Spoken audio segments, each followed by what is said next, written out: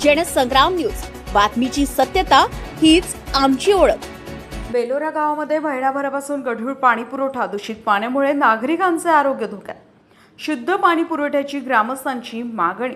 आष्टी तालुक्यातील शेवटच्या टोकावर व वर्धा नदीच्या काठावर वसलेल्या बेलोरा गावामध्ये गेल्या महिन्याभरापासून सार्वजनिक नळ योजनेद्वारे गढूळ व दूषित पाणी पुरवठा होत असल्याने ग्रामस्थांमध्ये तीव्र संताप व्यक्त होत आहे। विशेष म्हणजे पाईपलाईन मधूनच नव्हे तर थेट पाण्याच्या टाकीपर्यंतच गढूळ पाणी येत असल्याचा धक्कादायक प्रकार समोर आलाय।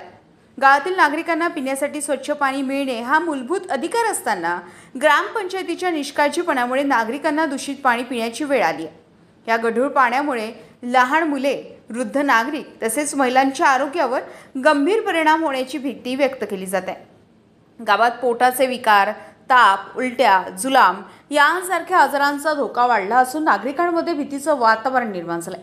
ग्रामस्थांनी अनेक वेळा ग्रामपंचायतीकडे तक्रारी करूनही प्रशासनाने केवळ पाहणीचं आश्वासन देत वेळ काढूपणा केल्याचा आरोप नागरिकांनी केलाय। महिन्याभरापासून सुरू असलेल्या या प्रकारामुळे ग्रामपंचायतीच्या कारभारावर प्रश्नचिन्ह निर्माण झालंय।